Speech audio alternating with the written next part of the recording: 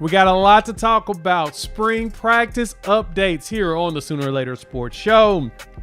Man, it's going to be some fun. Of course, that is Coop. I'm Jay. Thanks for pulling up here on the YouTube channel and listening wherever podcasts are downloaded and listened to. While you're here, please wipe your feet, like, subscribe, rate, review, and then give us 5 stars. You don't think we deserve it? Go ahead and give us 5 anyway and gift it. So on this St. Patrick's Day / St. Patrick's Day weekend episode, got a lot of fun stuff to talk about, like the Sooners made the NCAA tournament. Even though we don't talk hoops, we gonna talk a little bit of basketball.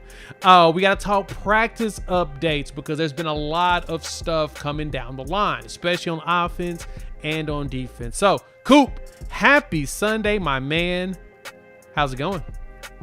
Hey, Slancha, Aaron Gobra. Happy St. Patty's to all my my honorary Irish people. It is tomorrow. Played a little St. Patty's on Friday night here, and then played a little St. Patty's yesterday. And so I'm gonna take a hiatus now. I think I'm gonna. Are you like preserving the liver for something? I mean, I'm drinking a Guinness right now. So here. Yeah, fair point.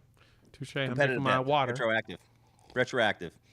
Same. Yes, nitro coffee, Ian. Yes, it's pretty dope. But no, man, this is good. You and I have not. This is the first time that I can say this, Jay, since we've been doing this podcast. We're in the NCAA tournament. We are. Like, this is the first time. Shout out to the graphics folks over at Locked On Podcast Network, making one for Locked On Sooners. Me and John will definitely talk about this heavily on tomorrow's episode, so feel free to tune in there. Go find us on YouTube as well as whatever podcasts are download and listen to. But me and Coop had to jump on it first because it just got announced literally like 30 minutes before we went live. Actually, it's probably less than that. Probably 20 minutes.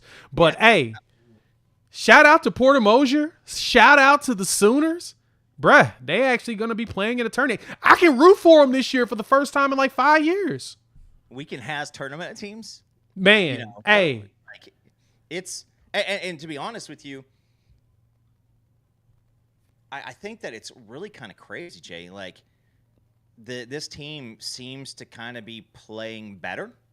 And so, though we get UConn, the 2-time defending national champions in round 1. So they've done this before. They did not have a phenomenal year this year. But yeah, I mean, I got to think that, we said it a couple nights ago with the Texas win. That was the kind of the we're in type of situation. And then, you go down and you play a hell of a game in the tournament. You lose to Kentucky, and let's just be honest. That was a game that if we would have won, I'd have been stoked. I'd have been excited. Yep. I don't think we had any business winning that game, but we still did. And so, I'm kind of excited about this. I just feel that, it's good for some of these kids who've been here. Jalen Moore, you got him with an opportunity to go play in the tournament. Fears is most likely on his way to the NBA, and so he gets to show. And I'll say this is when you've got a player who can take over a game, you have a team for the tournament. 100%. And I think that the tournament's always been a guard-driven game, and so with Fears, if he is on, this is a dangerous team. If he's not, then it's just a quality win for somebody. I think. No, go ahead. Oh, I was just going to say, it's like this team will be a tough out. I really do believe that this team will be a tough out, just because of how guard-centric it is during the tournament. You don't have to stretch into the depth. Uh-oh. A lot more teams. Am I gone? There you go. No, you're good. You sound a little watery, underwaterish. But no, to go with that, add to that real quick. You're right. This team's going to be really tough to get out. The SEC has 14 teams in the tournament, which is ridiculous. Obviously shows you how tough and the caliber of talent that there is in the SEC of teams and players. And you're right, Coop. The NCAA tournament is very heavy on usually star power. that one player that can carry you so far. I remember, the last one that really did it, Carmelo Anthony carried Syracuse to a title as a true freshman. You don't get very many that can actually do that and go end to end. They usually fall short right around the Sweet 16, Elite 8 area, unless you're just a truly elite talent. And as you mentioned, Jeremiah Fears has an opportunity to show the NBA and everybody that he is an elite bucket getter, and he's one of those guys that can put a team on his back and take them as far as possible. The deeper he goes into this tournament, the farther up he flies on the lottery conversation. Very much. And, there a lot of people are going to look at it. I mean, the kid is, young, and he looks young. And here's what's going to happen is you're going to hear the narrative is going to be around SEC. Should they have gotten 14 teams in the tournament? That's a record, right? And so you're going to see a lot of people. So the first SEC team that goes down, you're going to start hearing the talk about that. But there's not really a lot of teams around the country that I think can do a lot of damage. Unfortunately, as far as like winning the whole thing, that come from like outside the SEC. I got to think Auburn, Alabama are both big tickets. A lot of people say Houston, Pitino's squad up there at St. John's is one that's is one that people are kind of selecting early. So this is the fun part. Fun stat for you, Jay, that during the Masters and during the NCAA tournament, I looked this stat up. It's been a few years, so obviously it's probably going to be a little bit higher now, but the mobile phone usage during the Masters and during NCAA tournament is up like almost 5,000%. Really? That's because everybody's checking the brackets on their phone. Everybody's checking the tournament scores. They're looking at that thing. But same thing with, the Masters. Tournament, we've all been part of a bracket where, Karen from accounting picks out the winning team based off the mascots.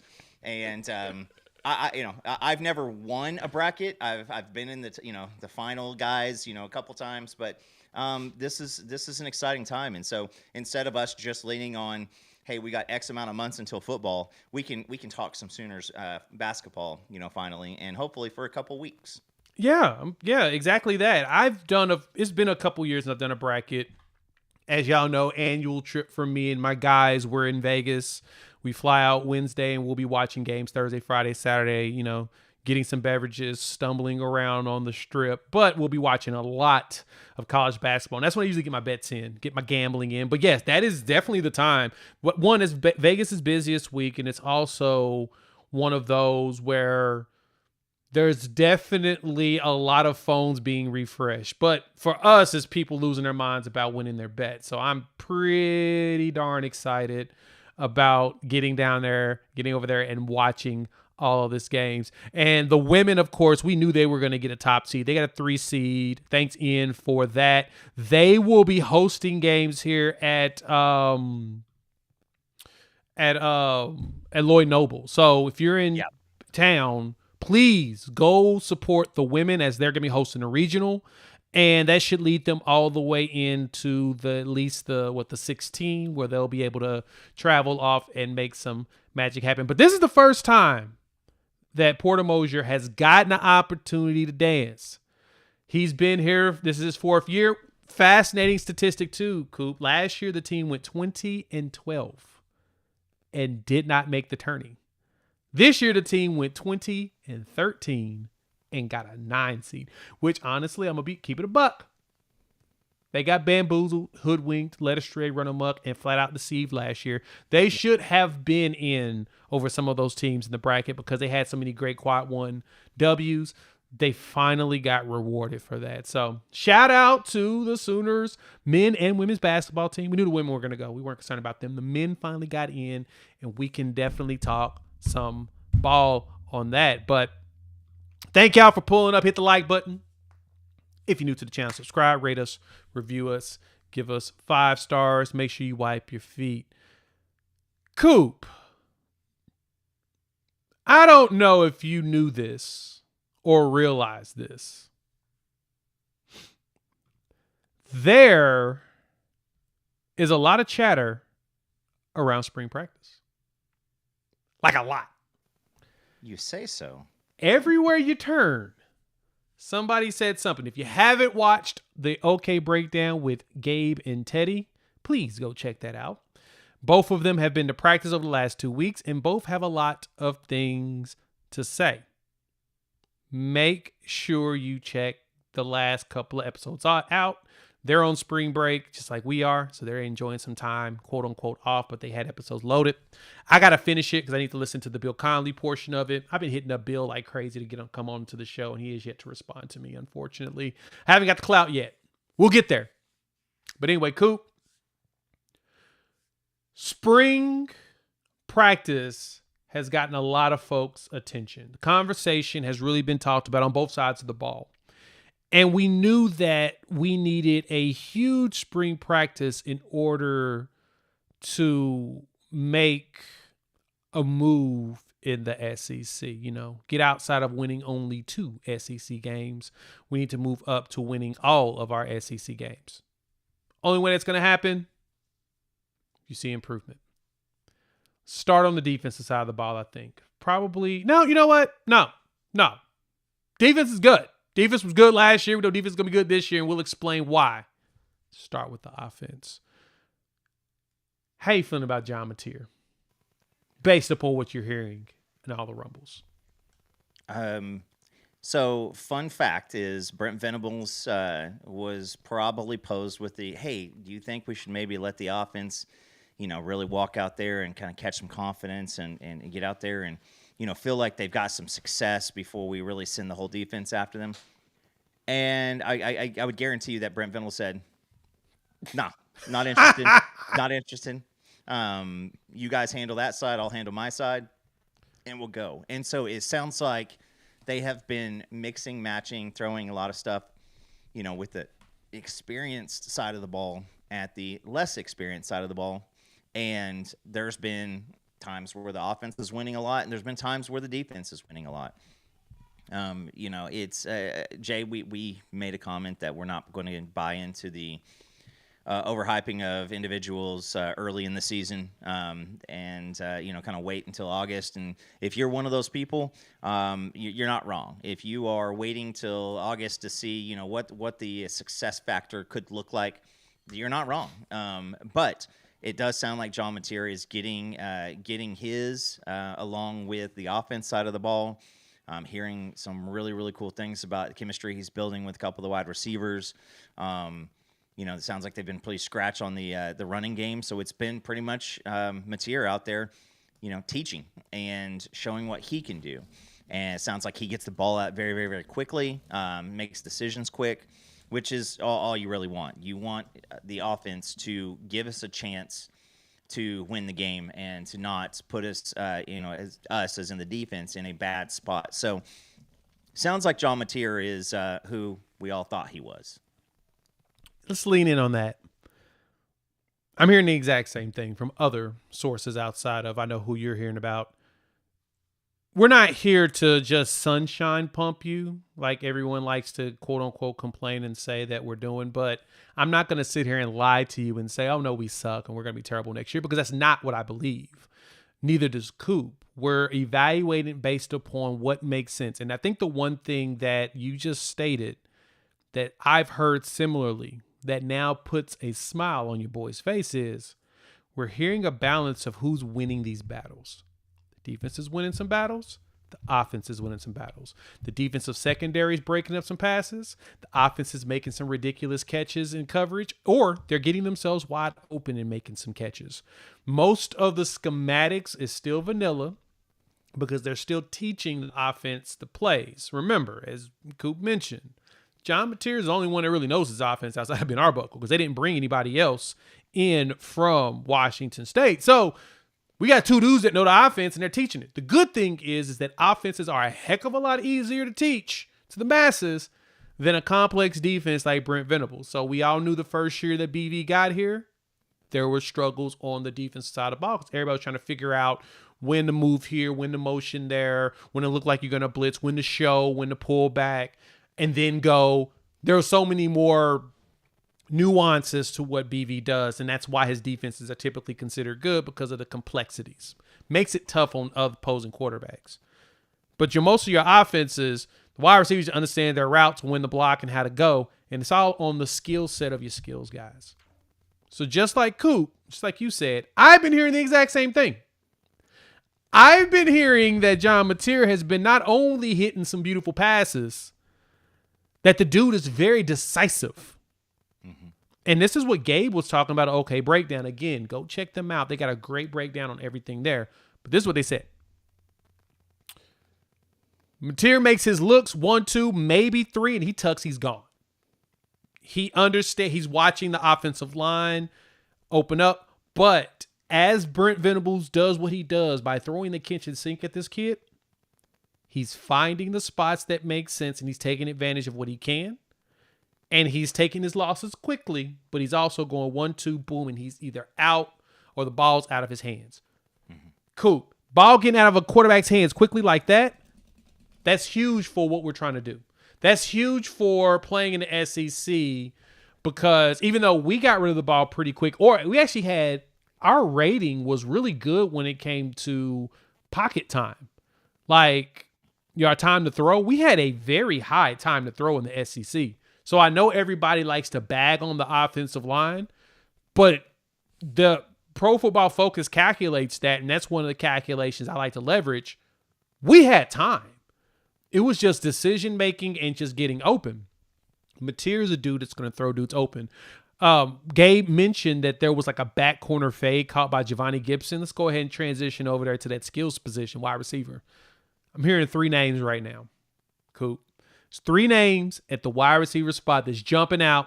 Everybody's like, yep, you better watch.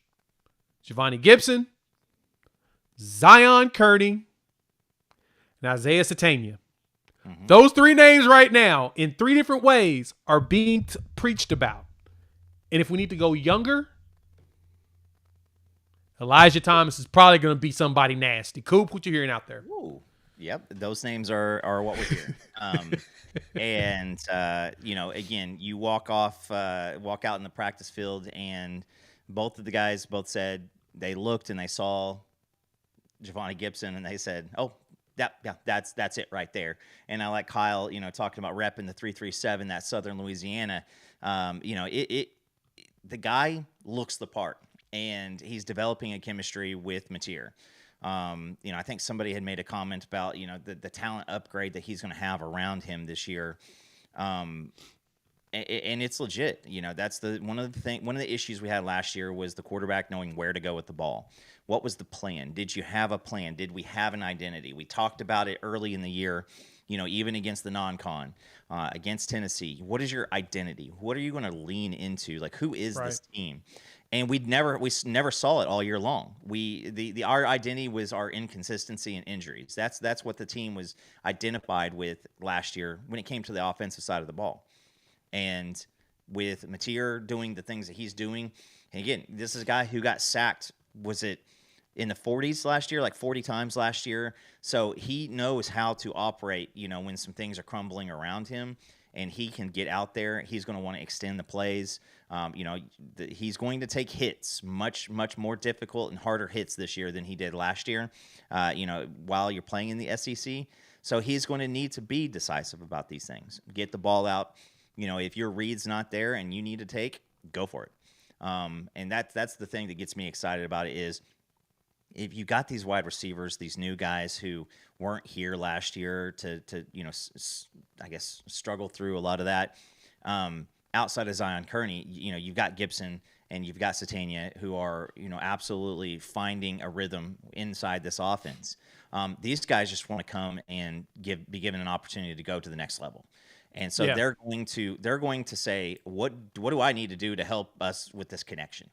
And so it sounds great because, again, Kearney, he is that high 6'1", 6'2" type of a guy. Goodness gracious. Giovanni Gibson is a big guy. Yeah. Elijah Thomas is a smaller guy. So, you've got a lot of different body types. Satania is a guy who is a very, very quick, get the ball to him, let him run and do some things, big returner.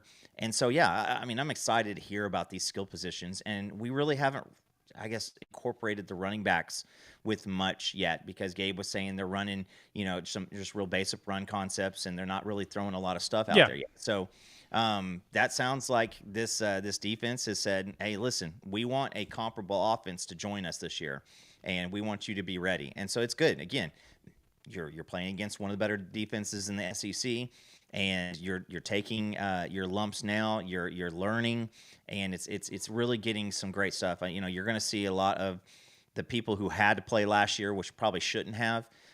That's going to turn into a benefit for us this year. Yeah, that's exactly what we're looking for, is having a strong wide receiver room mixed with veterans and young players. And it's funny because I actually heard somebody say this about NFL guys very recently. They were saying that you don't want a team with a bunch of young wide receivers because it's really hard on them to try to figure out how to get, things going for not only themselves, but making sure they're in the right spots and all of that. You need veterans and everything. I said the same thing about college. Ain't no different there. You got to have good veteran wide receiver play to go around with young wide receiver play. Just in. What? This just in. We got a little breaking news. Do you see? So it looks like Jonathan Hatton's going to be making his recommitment to a team on March 22nd. So a week from yesterday. And you're making my decision on March 22nd. It's time.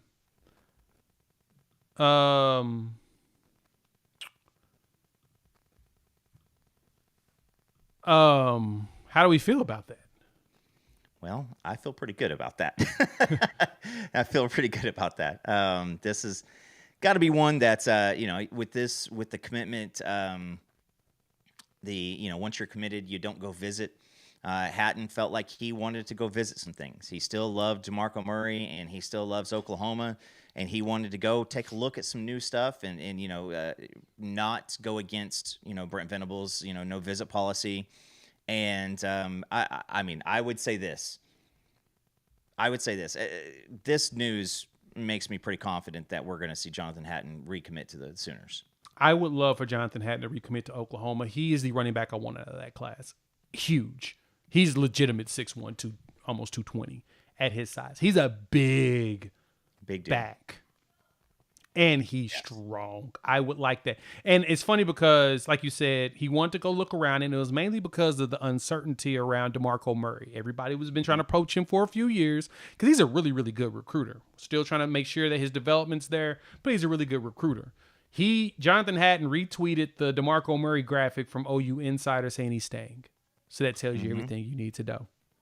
There you go. So some good news. Good news. Thank you, guys. Yeah.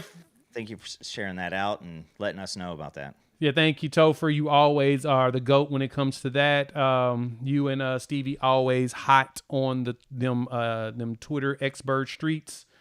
And yeah, we've still got the long list of people that visited from the Future Freaks still on the Discord. Same thing with the June visits. We're building that list now, and we'll talk about that closer to those visit times. But anyway, back to gushing about the O. I want to preface this right now. Let me go ahead and put this out here in the streets for y'all.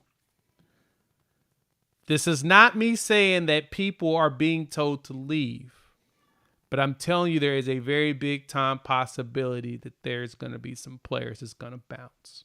It's on the offensive line. I say that because on the Oklahoma breakdown, again, go listen to Gabe and Teddy give you their full details. But Gabe was gushing so hard that I felt the sweat coming through my phone while I was driving. I got out and enjoyed the weather, but I could feel every single pore of his just gushing stuff. My phone was dirty. I was trying to figure out what the heck was going on. It was because of Gabe. But anyway, Gabe was gushing like crazy about Ryan Fogier, Michael Fasusi. And he said this in the simplest terms. Best money spent possible. Yeah. Both of them look like they're about ready. Now, the thing he did warn about them is they need to get stronger. They need to get college football strong. Yeah.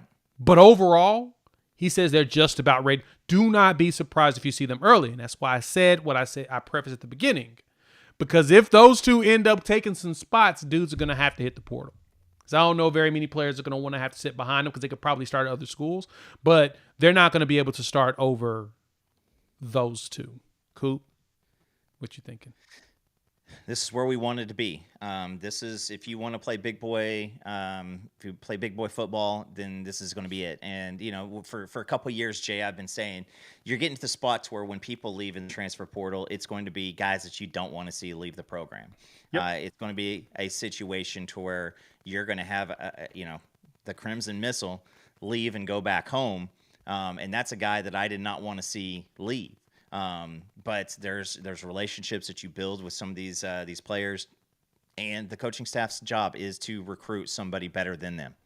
Yep. That is every single year. And if you go to a big program and you think that you're going to get your spot as soon as you commit, and then they will replace you in 4 years, that's not how this thing works anymore. Nope. And so you're going to see some guys that are that are going to come in now, and they're just physically that much different. They just have the it factor. Gabe made a comment on Foj that he looks like an SEC ready, offensive guard right now. That he looks like he's ready to go. Fasusi is a guy who both those guys taking some first team snaps too, getting some mix in with that. So what does that look like? Do we want to, because there's a balance right there, Jay, isn't it? Like a super, super phenomenal, talented freshman, and then the SEC. So you've seen guys, on Alabama come in 5-star big time tackles, go put the work in from the get go and struggle. And, I know that I've pointed out guys, oh, look at that guy. He's struggling a little bit, 5-star guy. They're going to struggle in the SEC. You're not going to come in as an offensive lineman and go play in the SEC and be a 3, 4, 5-star and not struggle, because you're playing against mutants across from you. In high school, they may see a guy like they're going to see in the SEC maybe once throughout the whole year, maybe twice, depending on where they play ball. And now it's like you're playing a guy who was the best, defensive lineman that you played, and he's probably a backup. And so you're going to see some of these things where there's going to be that confusion of do you put a Fasusi in and let him take some lumps early in the season? Do you see him against a Michigan and see what he can do against a D1 athlete? And it's just like we saw this past year. With great talent, you're going to see great plays, and you're going to see some no plays. Like what happened right there? We all remember Logan Howland. I want to say Ben Howland. That's a golfer.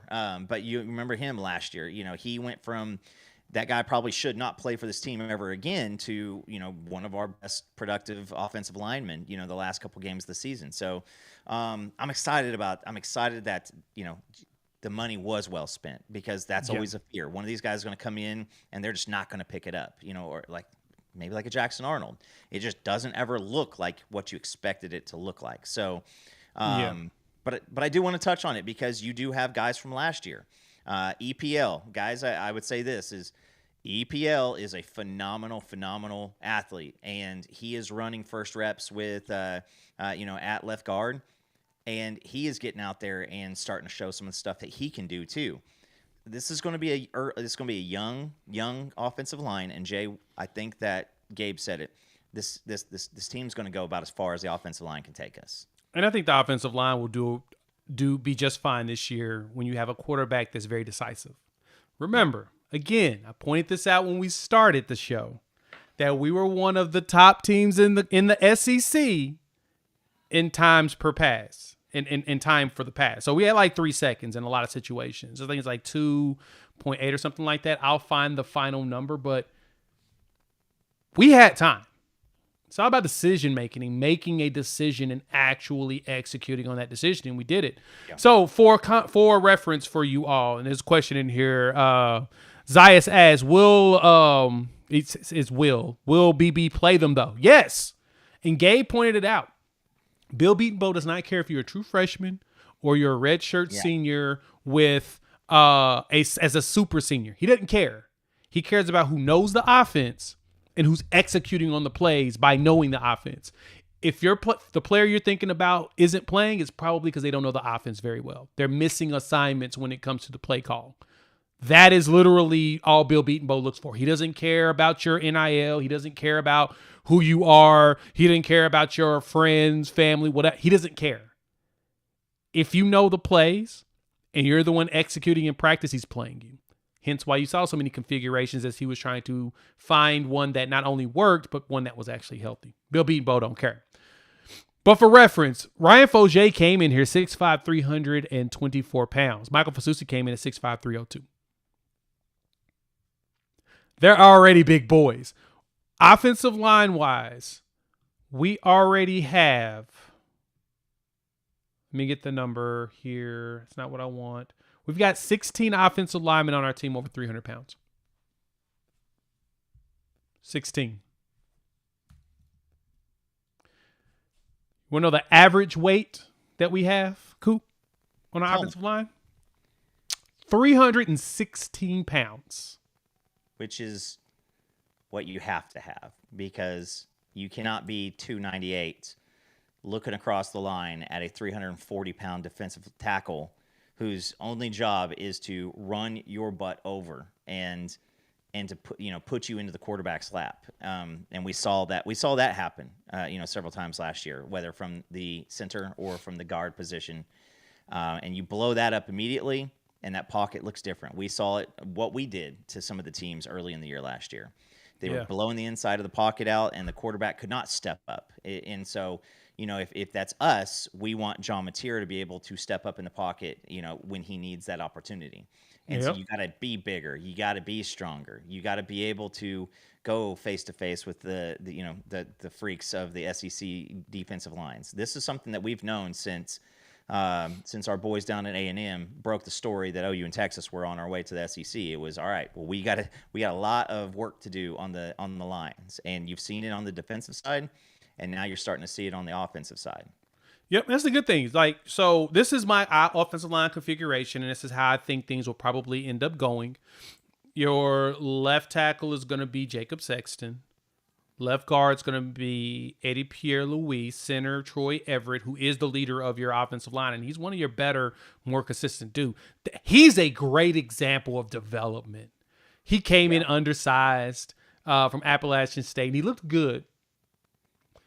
But you got him out there at guard, and this actually answers your question here, Zayas, that he was okay. We get to the Texas game, and he was getting abused by those big boys. Somebody else that knew the playbook, Caden Green. So what happened? Bill Beatonbow swapped him out. You already had Andrew Raymond at center, so you couldn't put Troy Everett there. So he had him at guard. He did well up into that game. Pulled him, put in Caden Green as a true freshman, and Caden Green started for the rest of the season. Troy Everett gets hurt, and in the spring comes back. Tennessee? Right, we got to Tennessee against Auburn and becomes your best offensive lineman graded. Perfect development. And he's up 308 because he was in the 280s when he was playing guard when we first in our last year in the Big 12, which is it's acceptable in the Big 12. You can't do that in the SEC. But he's 308 now, and he's leading it at the center spot. He was pushing people around. Like, he was not your problem. Your problem wasn't coming up the middle. Your problem was around the edges, especially around guards as people was learning. But you got that. So you got Troy Everett in the middle. Fabichi Wewu's your right guard for me still. Year 2 under Bill Beatonbow usually always shows some big jumps. And he's at 323. Right tackle to me is probably going to be the transfer, Derek Simmons. All I'm hearing is he's country strong. Yeah. Ladies and gentlemen, country strong. He's country strong. And, you still have Jacob Taylor, who is still on this team and does not want to be wasted. So he's going to continue to push also. But it's going to be, if you want playing time for Bill Beatonbow, he has to know what you're going to go out there and give him. And you cannot mix in, this is with a functional offensive line. So I'm kind of throwing last year out. But he wants to know that when you go out there, you're going to do what you've been trained to do Monday, Tuesday, Wednesday, Thursday, Friday. Yep. And make that happen.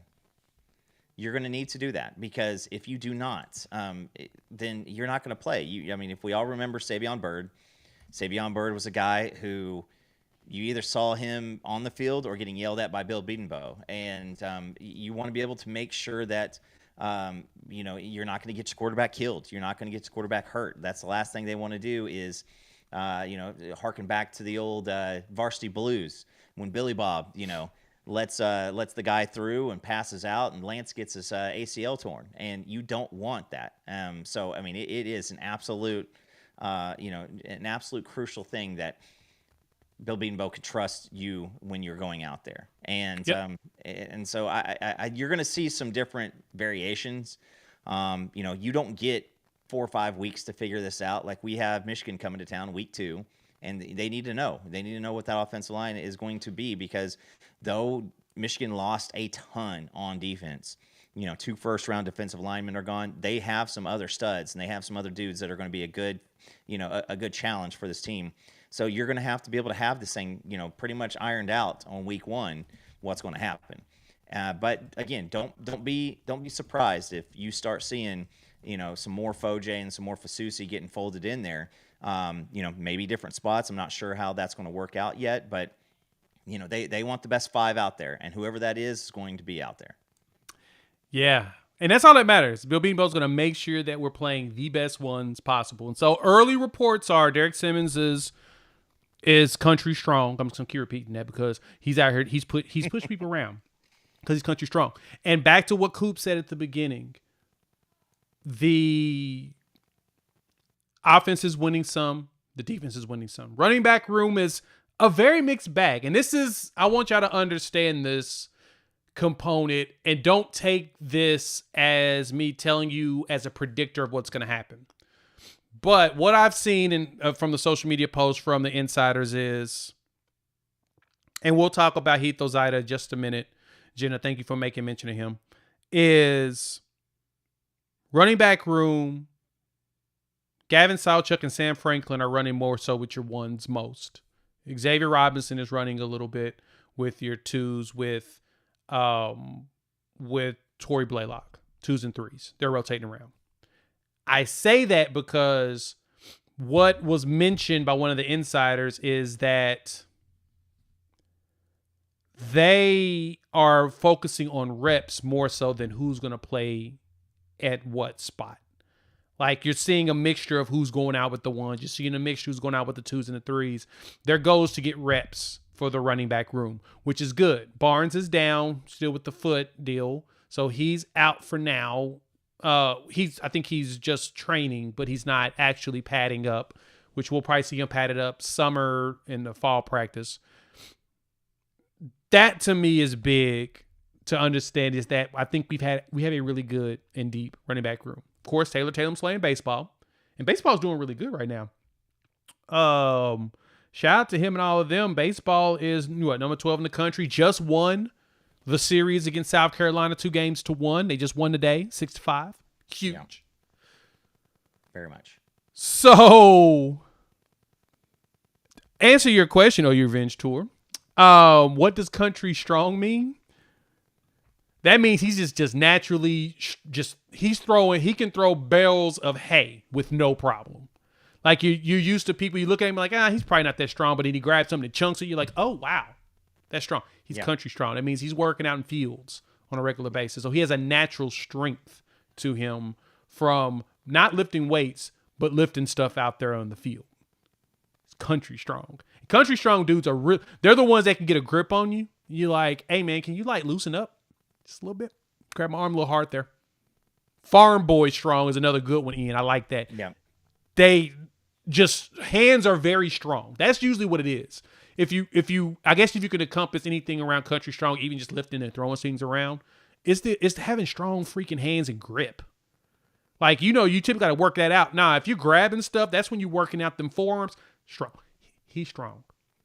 But anyway, running back room, revolving door. I don't think you have much of an update on. We're not going to probably get much of an update on them until probably a lot closer to the fall. Am I crazy on that, Coop? No, I think that's pretty good. And, that's the running backs are we'll see what the rotations look like, but I think that you like the pieces that you have. I mean, right now, still leading the charge for the team, you still have Gavin Sawchuk kind of as that number one, with Javonte Barnes being out and Tatum being, on the other on the diamond. Next up, you got you got your freshman phenom, and so you want to get a chance to see some of these guys, put some work in, but.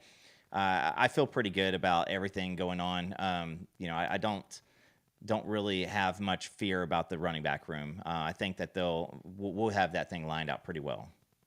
Going back to offensive line, as Jenna Mate mentioned about Heath, look, offensive line wise, you're going to do a rotation. You're going to have 10 men that's going to definitely rotate on a regular basis. So I'm not too concerned with Heath getting run. But I think Heath will be right behind EPL. EPL's had the nasty streak, and I think that Heath will get that in him. That's the one thing I've heard that the coaching staff wants more out of him. Is him just to be more they want him to be more just mean. And I think he can get there. He's starting to grow some facial hair. So he's starting to look like he's not the baby face as much anymore. But coming in this year, Heath walked in at 6'5", 305 pounds. It's pretty darn good size, if you ask me. Really good. You got a couple of these guys with Howland and Ozida. They're out there healing and learning, and they're able to get the mental reps, and that's what you're hoping that they're doing right now. So Heath is a guy who he does not want to give up that spot, and he knows that he's going to have to go out there and play catch up. So we've seen the progress and the wherewithal with guys like Howland and Ozida last year. So hopefully they come back, with a chip on their shoulder. But kind of like you mentioned, at the end of this year, we're going to see a little bit of an exodus. And it's going to be that time to where nobody's going to be happy about some of the names that are going to be leaving. But you need people who can make a difference on your team. As you get closer to the NFL model, there's no I'm going to take a shot at LeBron James here. There's no place for your, the son of one of your players just to take a roster spot in the NFL. Like that, nobody's going to do that. Nobody's just going to give you a spot in the roster because you were a really big fan favorite at your university. Like if you can't help the team, you're not going to be on the team. And I think that's what we're kind of getting to on the college side. And there's a faction of people who are going to be like, but, is that fair? Listen, when the money that's on the line is out there, the whole participation trophy and stuff like that, it's not, that's not what people are wanting to see. Nobody cares. You can't say, well, we lost, we had a 10-2 season, we lost in the the SEC championship game because,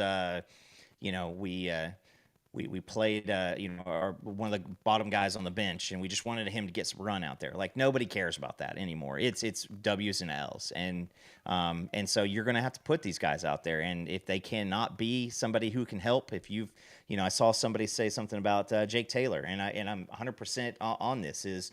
At some point you can probably see a guy who's been here 3 years, and we still haven't seen anything that says, hey, it's elite. That guy's probably not going to be around for two more years. He's probably going to be gone and be sent somewhere where he can maybe go play at a lower division. But again, you're not going to see some of these Sooners leaving and going to, the smaller programs. You may see some guys who may leave and go to maybe a Tulsa or maybe go to a Baylor or something like that. It's not going to be Texas State. It's not going to be, Sacramento State or anything weird like that. It's going to be a legit program, and that's where you see, because anytime that there's a kid who is on Georgia or LSU or Alabama, and they're hitting the transfer portal, because of where they're coming from, they get a lot of looks right from the get-go, and they're going to get another opportunity at another pretty good school. And so that's what you're going to see through some of our guys. You just hope that you don't get a situation like the basketball team where you have to play that guy twice and he daggers you 2 times in a row, the second one being worse than the first. So This offensive line has a lot of talent and a lot of potential, and unfortunately, not all these guys are going to stick around for 4 years. Exactly, and it's not. Your goal is to get people to possibly get themselves gone by their third year. If you can do that more often, kids are willing to pull up. So make sure y'all hit that like button if you're new to the channel, subscribe, rate us, review us if you're listening to the audio version, and give us 5 stars. Coop, tight end. It's going to be an interesting place. Jaron Canick is supposedly turning some heads. Him as well as Caden Helms. It's like Helms might be healthy. I don't know. I'm going to take that with a grain of salt. If there's one room that I'm not going to super pump, I'm going to wait until I see what we get out of the tight end room. I don't know about you, but that's the one room I'm just like, I'll wait and see it on the field. So I see it this way.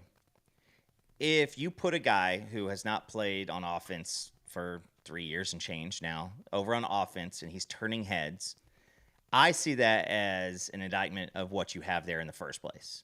That's not always good. It's man, I'm just saying, I'll say this. This may be harsh. I apologize to all family members, everything. But the top turd in the toilet still gets flushed. And if you were just the top one, I'm just saying this is I want to see some effort in the transfer portal for the spring because it just doesn't. You can't fool me once, shame on me. Shame on you. Fool me twice, shame on me. Whatever it is, but fool me a third time. You can't fool me. You can't fool me. No, it's not. Now, from what I understand, Jaron Canick is looking good out there running around. I think Jaron Canick, the best option that he has to provide anything for this team is going to be in more of a pass-catching, split-out type of situation, yes. Back, Braden Willis type of deal. If you ask Jaron Canick to go out on the edge and block one of those DNs from South Carolina, it's going to end up the exact same way it did with Bauer Sharp. It's not going to look pretty. It's going to be bad. I'm actually to the spot, and I think I told Reggie Powers this the other day, I'm actually to the spot where I would rather you not put a tight end out there and just throw like another tackle-eligible type of guy like a Logan Howland. And because Logan Howland is a guy who played tight end. You throw him out there along the goal line on a 4th and short type of a situation, maybe in that first game against Bartlesville or whoever we're playing, Indiana State, Illinois State, throw that out there, throw a pass to Logan Howland on a short yardage deal and put it on tape and just make that be something that they have to think about for the rest of the year. That's kind of where I'm at with the tight end room. When we were saying, if anybody's looked through the chat and saw the whole, Star Destroyer package, that was kind of a funny thing that I put together mentally last year because of the incapability of that tight end room. Now, I don't hear anything about Devon Mitchell, nothing at all, which is bad. I know that he is close to 280. I know that he is still, 18, 19 now? He's now 18. Should be going on 19. Yeah. Maybe, this should be his freshman year. Still keep that in mind. He came from a spot to where they don't football like they do here in Oklahoma and in Texas. So he had to learn a new intensity. He said all the right things at the end of the year last year. Everything that he said got people pretty jacked about the potential maturity. Well, now we're still not hearing anything. Hear Caden Helms, and I think that he is a guy that it's going to be a show me situation. I need to see something out of this offense, out of that room, the tight end side, before I even consider it as something as an asset for this team. Exactly. You got to need some guys that's going to be able to produce. So, unfortunately, we're not hearing a whole bunch about tight end, and we'll wait and see on that. So let's answer a couple of questions that I had starred in here. Let me go ahead and pull that up. All right. Ian asked about Ivan Carrion at wide receiver. I'm going to be honest. Haven't heard much yet. That's really it. It's not a lot. I haven't heard that he's hurt, but I think he's going through the motions in his he's in part of the second team rep, third team reps. He's just kind of going through it. He's just not someone that's jumped out. I haven't heard anything bad about him, though. So he's probably just consistent. I just haven't heard anything like he's jumping off the screen like a Giovanni Gibson is and all of that. Keeping it on wide receivers. Kyle just asked, where is Jaden Gibson? Jaden Gibson got hurt again. He had a minor setback. Brent Venables mentioned that before spring practices start. He said he had a little setback. So they pulled him back from going through practices, but it doesn't look like anything that's going to jeopardize him playing next season. I think he felt a little pain in a step. But he has been training hard. Supposedly his rehab is still going well. He just ain't ready to go into practices yet. He wasn't supposed to practice anyway until August. So, truth be told, he had a meniscus tear. And a meniscus surgery is usually 9 to 12 months. His 9 months comes up, what's that, June? May? May is his 9 months. So, he's not going to be back until this summer anyway. That was never the expectation. So that's why you're not hearing about Jaden Gibson. Coop, anything on those two to add? Yeah, Jaden, again, still hurt. He was still hurt. It's when you are progressing back from anything with the knee, patella, anything like that, you're going to have days that you feel terrific, and you're going to have days where you don't feel too good. When you're out there running around, like there's times where he will be able to run a straight line and go to the coaching staff, go to the training staff and say, that felt really, really good. Well, then go run a cone drill and go, when I was breaking to the outside, it didn't feel terrific. And so let's hold off on. He's still progressing. And as of right now, he still will play this year as long as there's no other setbacks. Yeah, he's just shelved as a precaution, but I didn't expect Jaden to give us much until midseason anyway.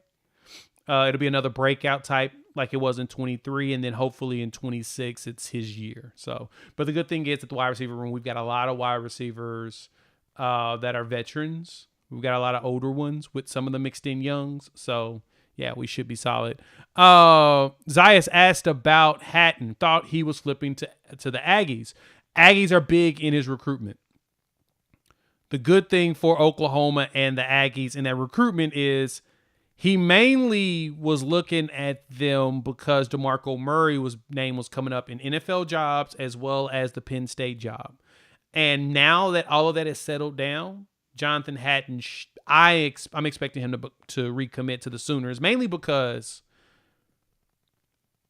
when DeMarco Murray, when the article, I mentioned it earlier, OU Insider tweeted out that he was staying, he immediately retweeted it. So he was waiting to find out, where's DeMarco going to be? He's a DeMarco guy. DeMarco is really good at recruiting. Just so y'all know that. He's really good at that part. You're good. Last question here. Robert, we talked about the running back room. There's a lot of good coming out of the running back room right now. We're just waiting on – it's just a lot of rotations. Gavin Sawchuk's leading the way. Xavier Robinson's also got some time with the one. Sam Franklin is also getting run. I'm still surprised Sam stuck around, but I totally get why. He probably realized, hey, it's probably my best chance to really get some shine is to stay here and grow. So that's a good thing.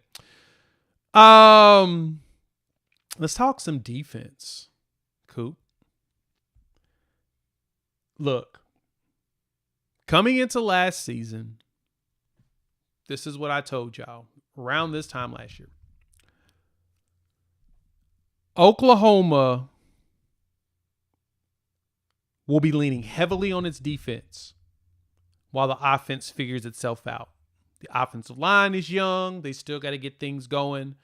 The quarterback is young. Not sure what he's going to be yet, but, he's going to be forged in fire because Brent Venables, just as Robert just posted on here, his BV is throwing the kitchen sink at everybody. That's what he did against Jackson Arnold. He did that against Michael Hawkins. That's exactly what they do. The saving grace was supposed to have been the skills guys, wide receivers and running backs to make it to where the quarterback can make quick decisions. Then everything, the worst possible situation happened. You lose 6 guys. This year is completely different. BV is still throwing the kitchen sink, but Mateer is still winning some battles. That is what everybody's being told. So we're going to start up front. We're going to work trenches all the way back to the veterans going into secondary cheetah. If you paid attention, I dropped a video today talking cheetahs in secondary. I've got your trenches video coming out tomorrow morning. So we're going to, and then throughout the week, I'll do all the other positions as I head myself out of town for vacation. But the question already popped up. What are we hearing about David Stone? Cool. That boy good. Yeah. That is what I am hearing as well. And Gabe and Teddy mentioned it as well. Stoney's standing out. Stoney's walking in here at 313 pounds. He looks noticeably bigger, but he don't look slower. He looks like he's taking that 3 technique and potentially 0 seriously. Him and Jaden Jackson could be a monster combo. Jaden's not practicing right now. He had labrum surgery. Like 5 of our dudes here, which is crazy. So, but he looks good. Stoney might have his breakout year finally. Well, you want to know somebody else is jumping out too? We'll talk about that in a minute. Go ahead on that Stoney tip. You say finally, and I just want to point out the fact that like the reason why it's finally is because he's a 5-star. Yeah. You expect the 5 stars, to start flashing some stuff, year one. We knew that he needed to come in and really get some strength and some weight, added in, because I think he showed up, in the 290s. But if you need to really realize how important that is for him to get that weight a little bit more formidable, go back to last year when Brent Venables opened up a press conference and pivoted right in the middle of his sentence to say David Stone's up over 300. I just got word. He did that in a press conference last year because he wants people to know that that was our goal. That was our goal to get him up there to where he could not be because it's hard. Grayson Halton does it really, really well after 4 years. But you still see times where Grayson is getting shoved back quite a bit because of that weight. And, it's few and far between that you're going to be an undersized D tackle and make a consistent impact. So getting him up was good. And now he is going to have to,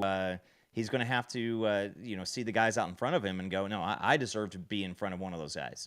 And that's Dominic Williams, Grayson Halton, and Jaden Jackson.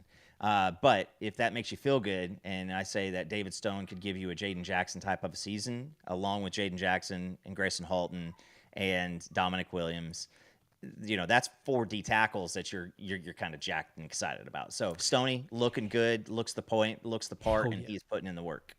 Hell yeah, he's 100% giving you that. Average size on the defensive line in the interior, Coop. What do you think it is? Now, I would say 323. No, nowhere near that big. That gives you, with Nigel Smith, who's around 280, he's going to be interior. I don't care nobody says he's interior now. Jacob Henry's 281. And Trent Wilson, who on March 1st weighed in at 294, he said he's over 300 at the interviews, which is a week later. We're at 301 average right now. Okay. 301 on average in the interior. And we've got 1, 2, 3, 4, 5, 6, 7 guys over 300 pounds. We only had 2 last year. And your big boys, Jackson, Dom, and Stone, all over 310 pounds. So you got 3 main guys over that. But there's a name that y'all need to keep your eyes out for that has been working his way into probably the guy right behind either Jaden Jackson or right behind David Stone. But he's looking at possibly second rotation. It's Marcus Strong. 6'2", 303 now. Legitimate 303. Probably more than that now. He's probably had a few more Uncrustables. He's a big boy.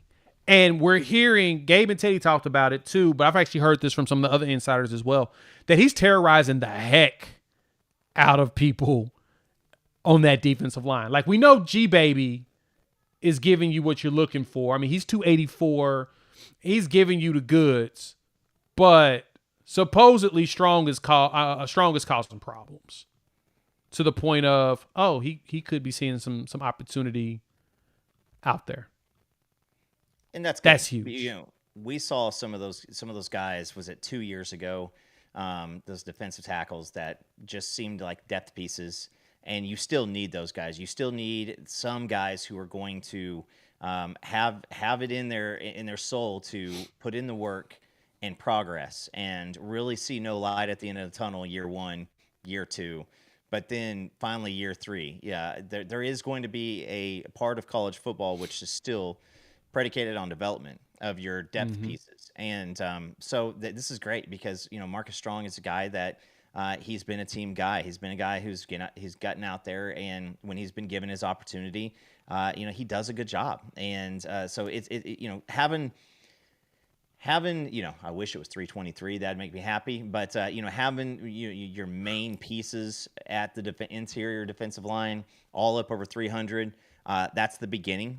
You still have to have great technique. You still have to play with great pad level. You hear Gabe talk about on the offensive line and Teddy talk about on the defensive line a lot is you can have great talent, but if your pad level's trash, then you're going to let somebody else is going to technique you away. And these guys that they're playing every week are coached by guys who know what they're doing. And they're going to let them know, like, hey, listen, if you know, this is Grayson Halton. He is an undersized guy, but if you play too high, he is going to take the pad level and he is going to make you look silly. And so, I mean, that's going to be something that I want to see continuation this year is, you know, you're going to see some more weight. You know, anything that you see weight-wise now and throughout the rest of the year, probably not going to be that way in September. It's going to be a little lower because they're going to get through the summers and the 2 days and the Schmitty time, and they're going to lose some of that weight. So, yeah, let's keep them going, keep those LBs continuing to go. You want to see those the pounds be added and the explosion increase too. You don't want to see them lose any explosion with it, because I think that's where you have a lot of guys like Grayson Halton who goes, well, I don't want to get too big because then, you know, the number one asset that I bring to the table all of a sudden starts kind of going down too, and that's that speed and quickness. Yeah. But it's a true freaks and mutants that, you know, you hear about are the guys who can continue to get bigger and get stronger and get faster and be you know, more effective. Yep. And I love you saying this. Grayson Halton, who's a top 10 PFF returning interior defensive lineman. I have a video coming out on that when I talk trenches on that side on Monday. And that's a huge award for him. Top 10 returning interior defensive lineman. He's on that list. And that's what you want to hear. You want to hear that he is he's stepping up like that. Massive move. So for me, 6-man rotation on defensive line, Coop. I'm thinking you've got Jay Jackson, Dom in the middle. Right behind them, you've got G-Baby, David Stone. Mm-hmm. But right behind them, I'm thinking Marcus Strong, Nigel Smith. You still got Devon Sears, who, you know, came back again this year, and that he's on the roster, isn't he?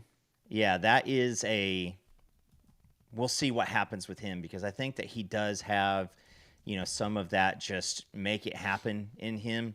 And but I mean, listen, whether it's Nigel or whether it's Devon Sears, you know, what you need is in the rare moments that they do get in, you want to see them take advantage of those things. Play with great technique, play with great pad level, great intensity, and you know, when it's your time to get called on, that you're ready, because that's a lot of the time. You know, that's something that we don't talk about, but you know, I've had conversations with people, and there's a lot of times that some of your third string guys and stuff that don't get in a lot, some of the times they don't get in because they're not ready to go into the game. Yeah. And I'll say this on the Sears piece. I don't see him on the official roster right now. Okay. So that may change in the fall, but I do know he did go through the pro day stuff. I don't know what the official deal is going to be, but if he applies for another year, he technically would get it, and if he wants to come back, I believe they'll have him. And but here's the one thing that I'm kind of excited about, Jay, that I can say this. I don't think we're in the D-tackle market in the transfer portal for the spring. We're not. I don't think we are this time around. We may take one more, but I don't think we're in the market. Yeah. But I mean, that's just a cool place to be. Like, feels just weird mentally, to not have to go, all right, now we got to get $2 million ready to go, bag a D tackle so that we don't get pushed around. I'm saying this, that if we do go after a D tackle, it's going to be because somebody wants to come here, and Nagy saw them and diagnosed them as a big target for somebody that could help us. And, that's another thing about having that disconnect between the coaching staff is, if he can get out there and watch those practices and see and, maybe have an idea and start, kind of pursuing that idea based off of what he sees. And that is a GM and that is a talent guy that knows what he's looking at. So if he goes out and says, hey, listen, we're golden, we don't need anybody, like, that's something that we should celebrate from not needing defensive linemen. Yeah, that's kind of crazy to even think about the fact that we probably don't need any. Like, we've got, I think we may be good, especially on the interior. We've got a lot more interior guys than I think we have edge guys right now. Like, we've got more guys over the 280 mark than we do really edge dudes. We probably need to get an edge guy. Speaking of edges, let's dive into them right now. Marvin Jones Jr. is the real deal. And he has the motor that we hoped he would have. That has been I guess the thing about him that people say that, oh, well, be careful. He doesn't really work hard. He's got the motor. All I'm hearing is that he's got the motor. And it's not even like he doesn't have the motor. It's you can't depend on it. And it's like, that's a big ticket to him. And that's, but I will say this, is some of the stuff coming out of Florida State. When I saw Marvin Jones go in there, I didn't really want Marvin Jones. So if he comes out and balls out and I jump on the fanboy bandwagon, you guys can call me out on it. I did not want Marvin Jones because I heard some of the stuff.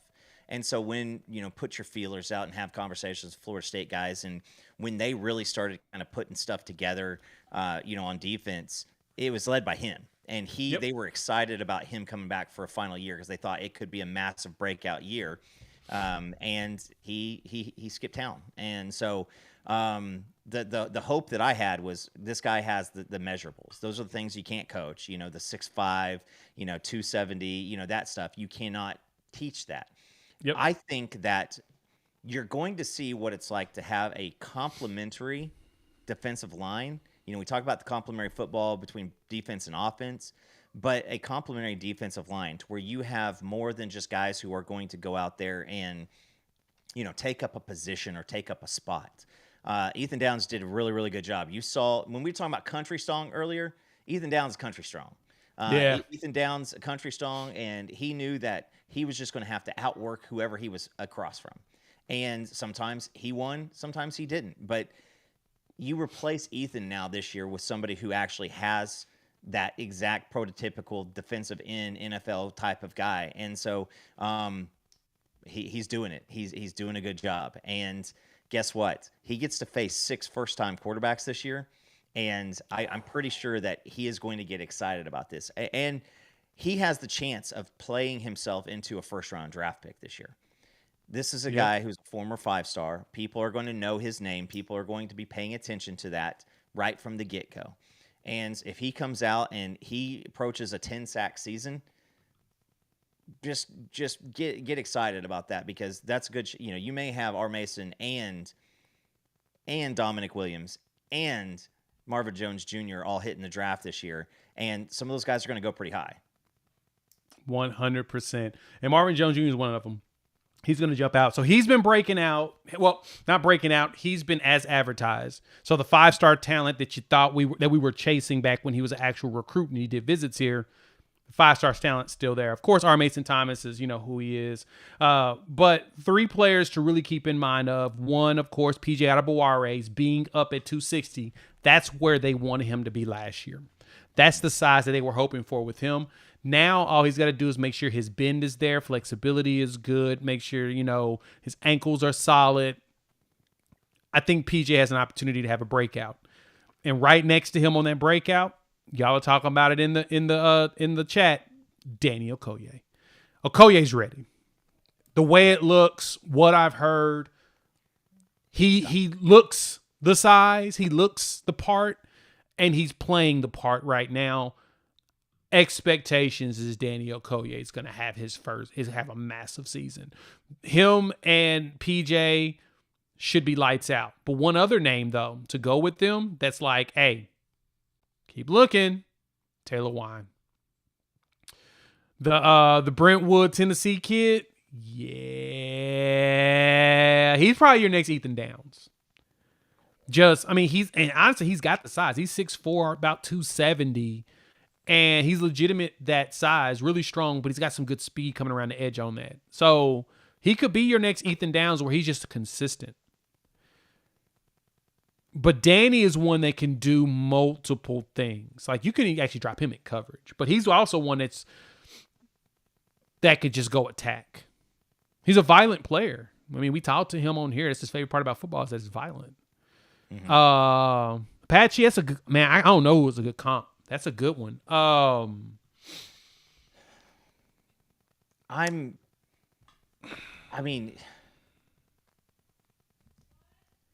think of Danny Okoye, and if you took a guy like Eric Stryker who was undersized, and you just gave him the you buy your little package on PlayStation and you upgrade him, in the physical size deal. And I think that's kind of what you're looking at. Is you're looking at a guy who, has a nose for the football, knows how to get around people. He's not going to quit until a few minutes after the whistle. He's got a little bit of the crazy in him. But I don't know if we've had a Danny Okoye type in quite a long time around here. Maybe a bigger Nick Bonito. I was saying that or a smaller Obo. Oh yeah, smaller Obo would be probably a better one. I think it's probably a better Obo, a smaller Obo. Yeah, because Obo was what? Sure. I'm not even sure if that's accurate because he might be the same size as Obo, just more explosive. Could be. Let me see. Let's look. Well, yeah, Obo's 6'2", 250. So maybe a bigger. He's probably big. He's technically bigger. He's a bigger. Yeah. Oh, he's a bigger Obo. Yeah, that might be it. And if he develops properly, because he's a legitimate 6'3", 6'4", 255. He's legitimate in that size. And Ogbo is measured at 6'2", 250, so technically bigger. He's actually more. R. Mason Thomas is more so Ogbo size. So, actually,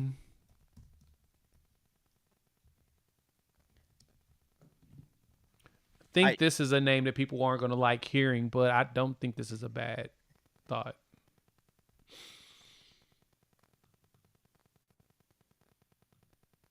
Let me see.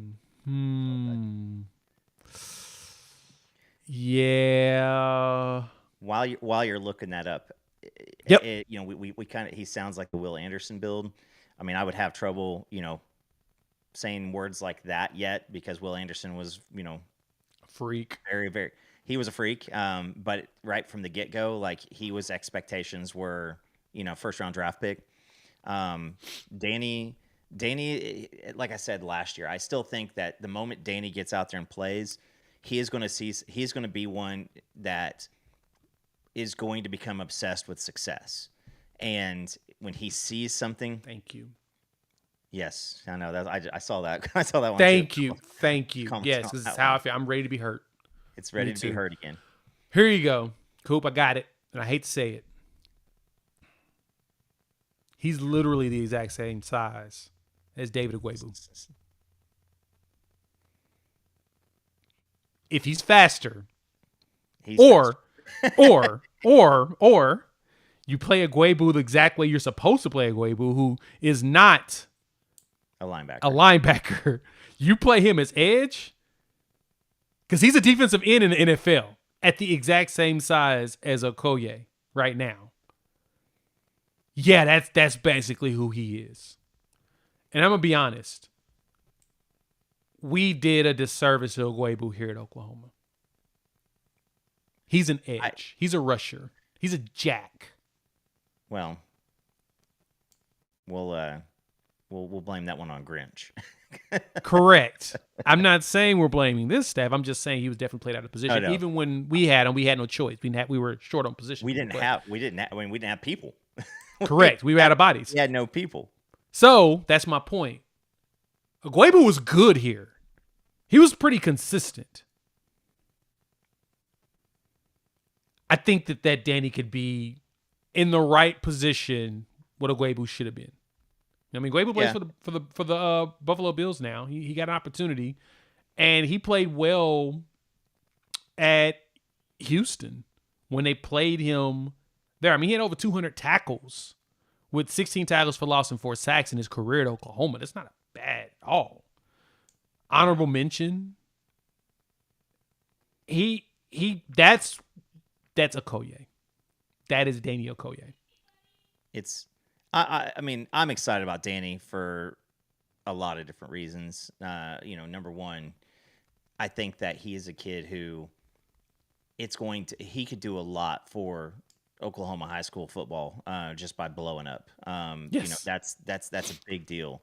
And that's why you want guys from Oklahoma on this team is, you point towards it and say, hey, listen, it doesn't matter if you're growing up in homeschool. It doesn't matter if you're coming from Shakota. You can come to the university, put your work in, and become something big.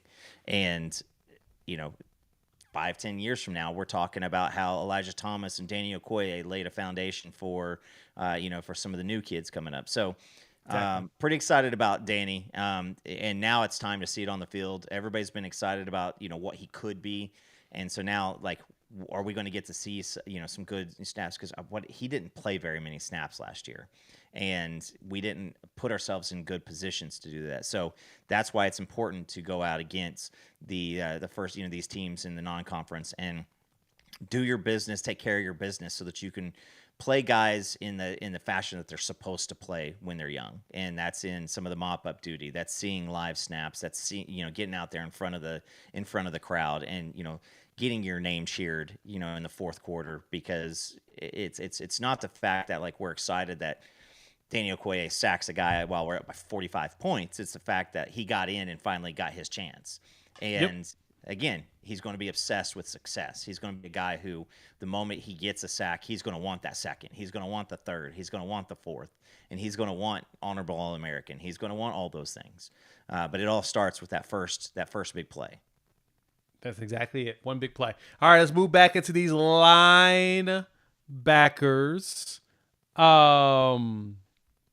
Let me go back. Logan, this is a good question. We just talked about G-Baby. He hasn't. He's not fallen anywhere. I think he's in the rotation, your second rotation with Jay, right? With him and David Stone are the guys that rotate together behind Jay Jackson and Dominic Williams. He was also PFF's one of the top guys returning. Like I said, I'll talk about him more in depth on the position video I'll drop later this week. But on the top 10 returning interior defensive linemen, G-Baby was number 10 on that list. 13.6% pressure rate since 2023 leads all returning defensive tackles. And his 12.5 pass rush win rate, best among Power 4 interior guys. PFF likes him a lot. Yeah. I mean, a lot. So, yeah, we're pretty stoked about him. Linebackers, though, Coop. Let's save Cheetah to when we get to the secondary and safeties. I want to keep them because I want to go from linebacker, Cheetah, safety, to then end with DBs. And this is just what we're hearing in practice reports. Linebacker-wise, Kip and Kobe are doing what you want them to do. They're leading the way. Kendall Daniels is working a little bit on the interior. Samuel Mosiga was also a shining light. Coop, how you feel about that? And what else are you hearing? This is the room to where this is one where I think that we do need something else. One more. We also got one more coming too.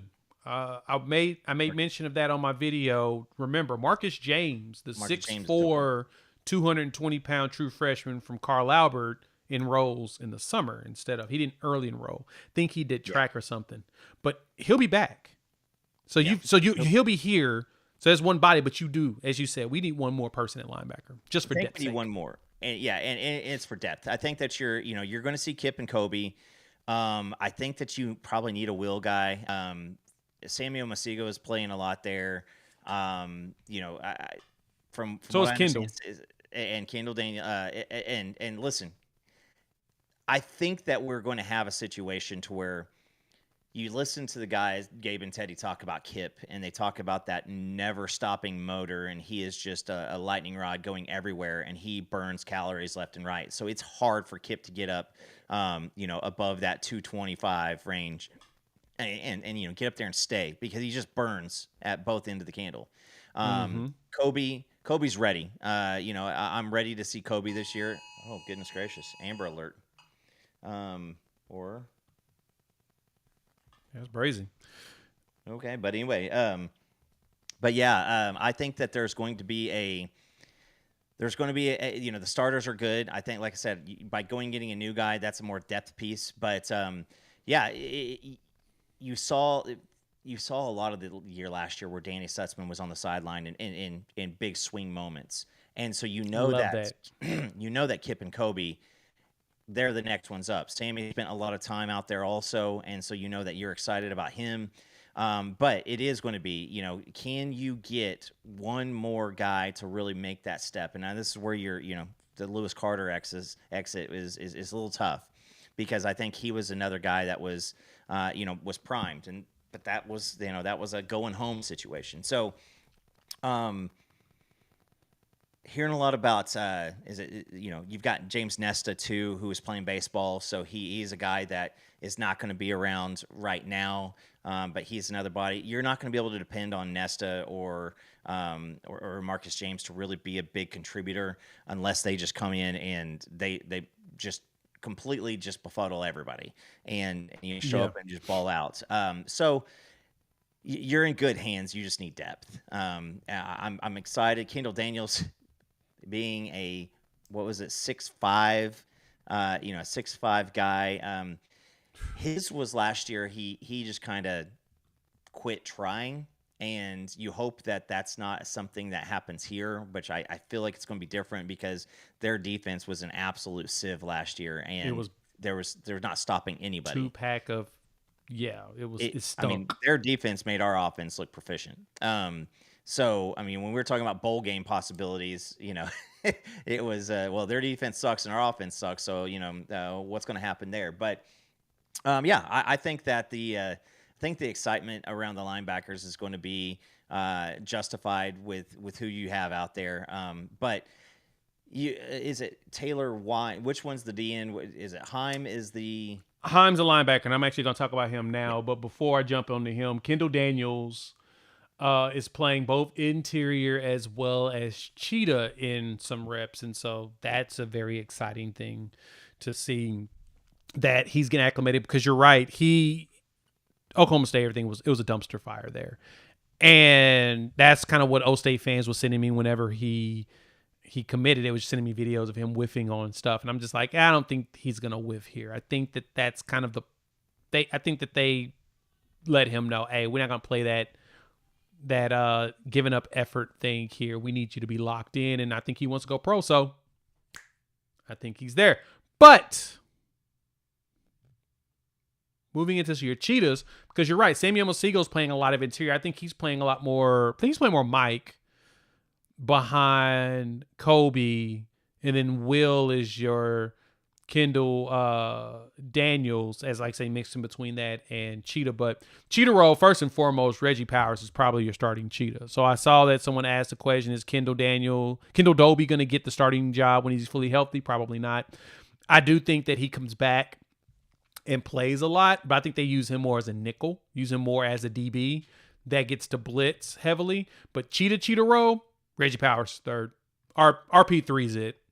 And Gabe gushed. Like, that also seeped through my phone while I was driving. He was gushing so hard. He's like, he looks the part. Yeah. And he's got the size and blah, blah, blah.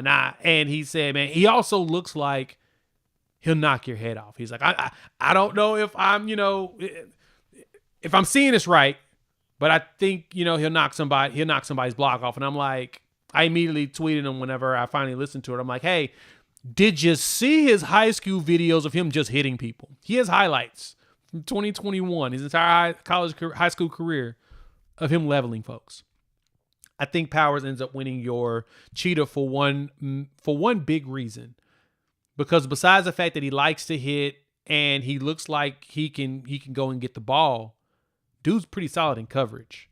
He had an interception against Maine. Yes, it's Maine, I get it, but as a true freshman, it's a solid. Where he picked up the slot receiver, followed him, and got the interception. Fortunately, it got called back, but that interception is real in our hearts. RP3 is going to be your dude. I think Dolby rotates a lot because more so you got to wait. It was Tennessee when he hurt his ankle, so he's not going to be ready until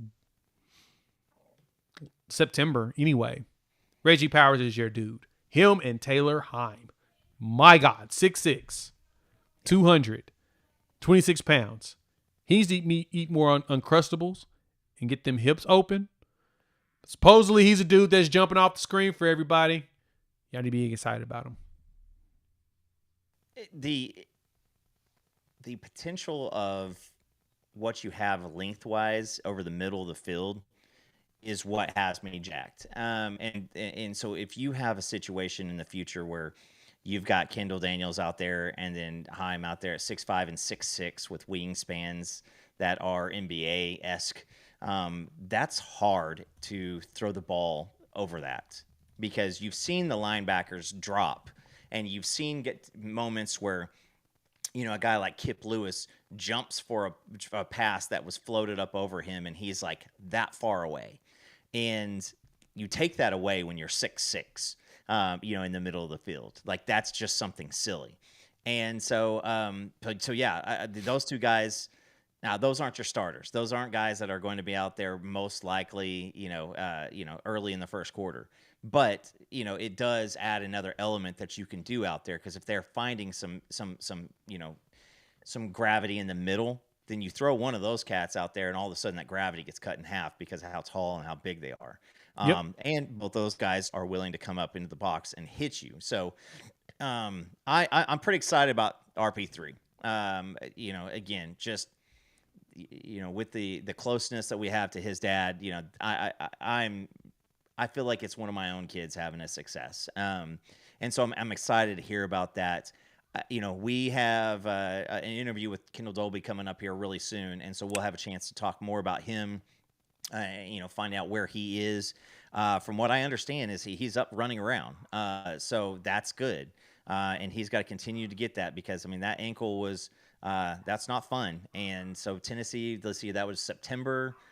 Is it September or early October? But regardless, it's been a few months now, and so excited to have him out there on the field too because he's just a guy that is always in the right spot, even if he's not intercepting a ball. But the RP thing just has me so jacked up just because it's youth. It's a young kid ready to go in year 2, and a lot, where we've seen, like the Jaden Jackson, David Stone situation where, Stone was the big get up front, but Jackson was the big producer year 1.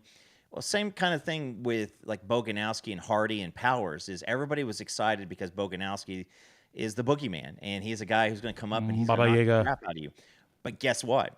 So is his running mate. So is Reggie Powers. And when you hear, Gabe go crazy like that over a defensive guy, that means something. That tells you something.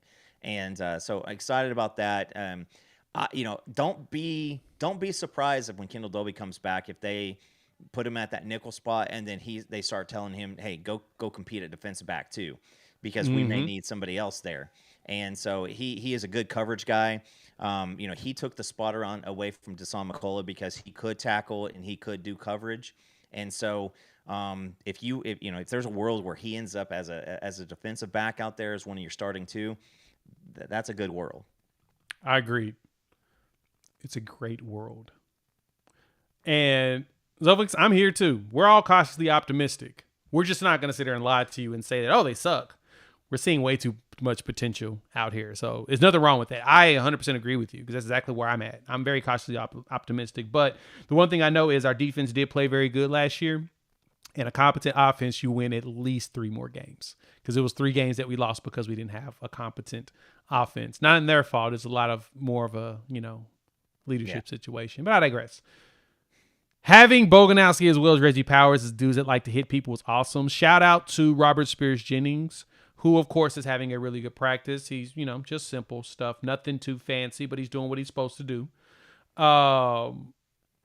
Jaden Hardy's been running a lot with Robert Spears Jennings out there, so you're seeing both of those together early. But Peyton Bowen's down. Both Bowens are actually down, and we'll talk about the other one in just a second. But the plus here is the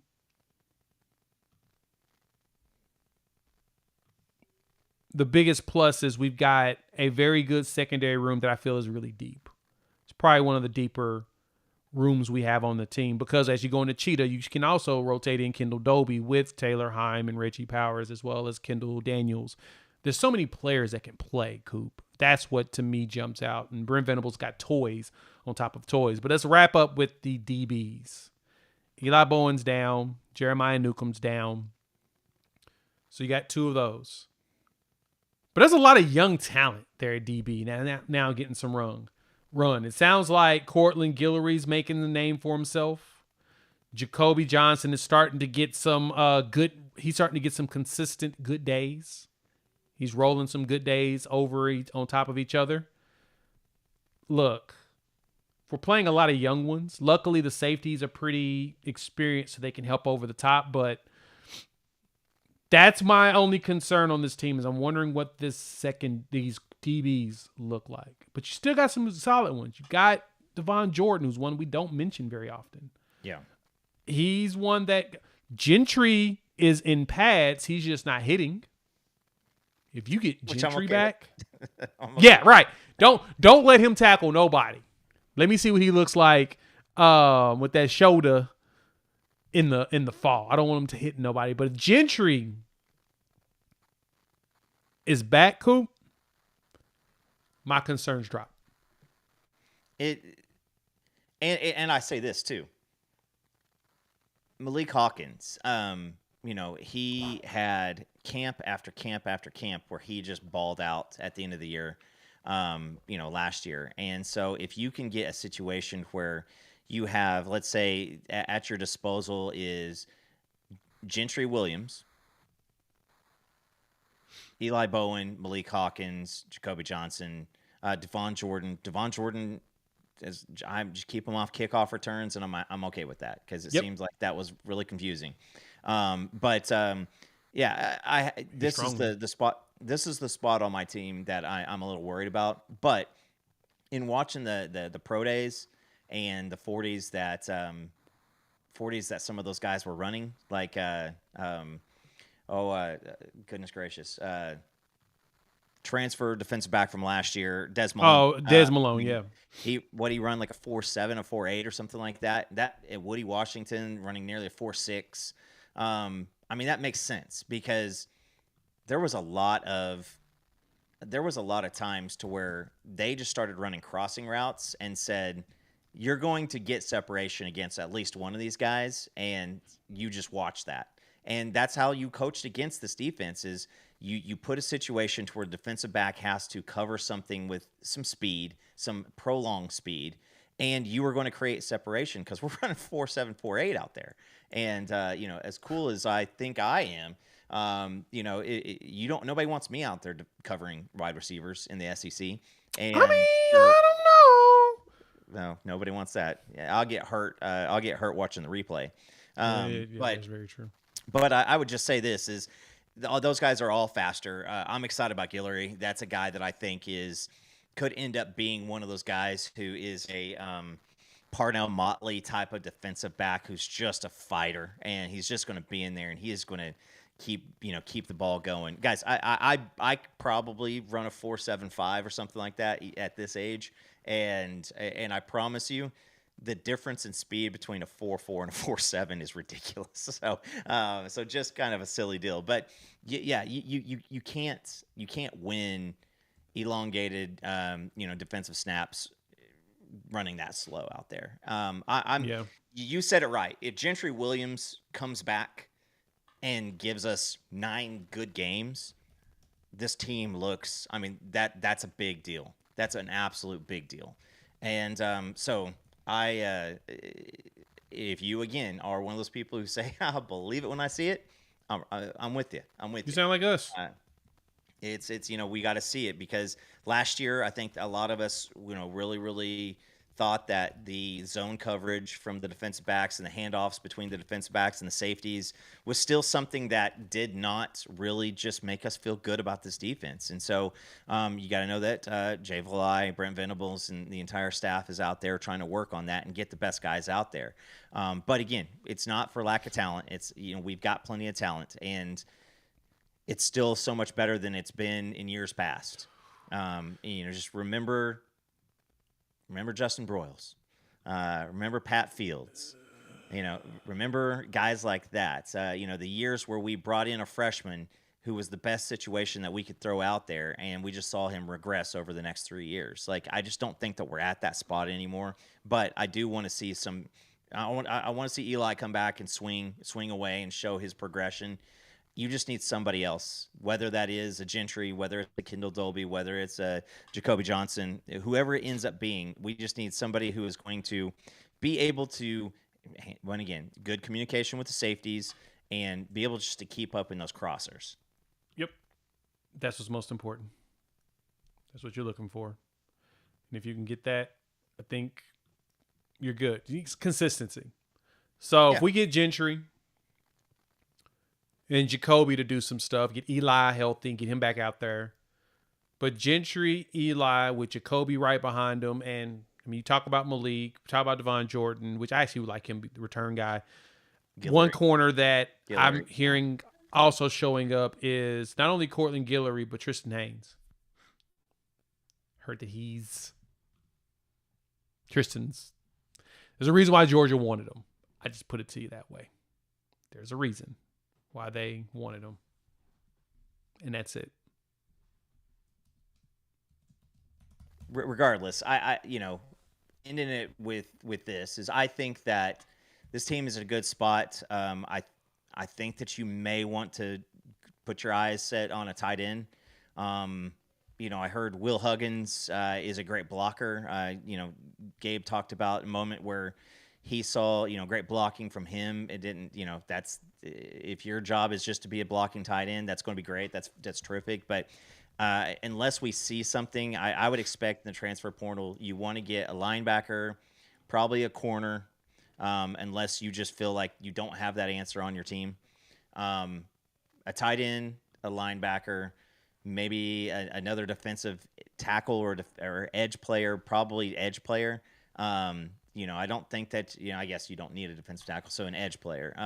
Outside of that, I just don't know if there's a spot on this team to where I'm super worried. If the right wide receiver, all of a sudden just lands in our lap, maybe so. But again, that's where you're going to rely on Nagy to go out and take a look at those things. And spring portal, James, you're right. We don't have open spots right now, but I think that there's going to be conversations had with people, and it'll start in the spring, but you'll see a lot more of it in the fall, to where some tough conversations are going to be had. Yep. And it's going to be a good thing. You'll want that. But I am excited about what the DB room can be, mainly because you've got a lot of young dudes getting these early reps because we're dealing with injuries. Yeah. I think that's probably the positive spin, because you know what Eli Bowen is. You know what Gentry Williams is. When both are healthy, you already know what you got. You don't know what you got behind them yet. Jacoby still has to, get himself better, especially with his turns, with his hips. He doesn't fall. But I think Jacoby can be special, especially at 6'2". You need big corners. Then you have 3 young guys. Like I said, Devon Jordan's one we keep forgetting about. Newcomb's out, so you don't really get to see him yet. But Cortland Guillory, Malik Hawkins, as well as Tristan Haynes are 3 that could jump this year. So getting them some, and Jocelyn Malaska. I mean, he's 6'1", 190. You know, you just needed him to get more reps too, which is another plus. Things are bright. So if we talk portal, let's wrap it up with a bow on it. We're already going for like almost 2 hours. Thank y'all for pulling up. Hit the like button. New to the channel, subscribe, rate, review, give us 5. Coop, thank you for being here this late. I'm thinking we're probably going to get another wide receiver with the injuries, you know, potentially situation happening. You're probably going to get one more offensive lineman. You're going to need probably one more edge person, linebacker, maybe a corner. What you think? Yeah, I think those are probably it. It's you know, this team. I think this team's going to know internally that you got to feel like the players themselves know what this year really can mean, not just for themselves, but just for the entire program. It's going to be game time. It is going to be game time once they, once we, kind of get out of the spring and into the fall. You need to make sure that every single day that each one of these players, every single day, they're getting better. Leaving it all on the field. You got to play free and get out there and give yourself an opportunity. I don't know how excited I would be about a sophomore and a freshman, starting at defensive back. But when you've got so much talent and I guess experience around them, maybe it's okay. But man, I'm excited. Last year I put my hard-earned money down on this team. Took the over, and we don't want to catalog that thing. But I do think I might do it again. I do have confidence in this team. I do have confidence in the staff, and this we said at the beginning. Whatever this offensive line ends up putting together and doing, that's going to be where the wins and losses come. Is if you can give Mateer some time to do some cooking and get out there and get the ball to his playmakers, this offense is going to be good. And that bar is low. And there's everybody's a little gun shy about the injuries. We see it just in the chats and in the comments. And last year was just a freaky year. And so I'm really, really, really hoping that it is time around that, this team just goes and puts in a yeoman's work every single week and then deal with whatever it is at the end of the season. That's all we're looking for. So good stuff. We're out. Thank y'all for pulling up. Hit the like button. If you're new to the channel, subscribe, rate, review, give us 5. We appreciate y'all joining us again for another live. We're going to get back on track, of course. We'll be back up this weekend. If we get the Kendall Dobie interview coming up soon, we probably will have that pop up for our Wednesday. I'm flying to Vegas on Wednesday, so I won't be around. I'll be getting ready to get my drink on and my college football gamble on. So share. Why? Because sharing is caring. And happy St. Patrick's Day if you're watching this on Monday. It's why we're rocking our green now, just in case, because I don't want anybody to pinch me. We will talk to y'all in a bit. Peace.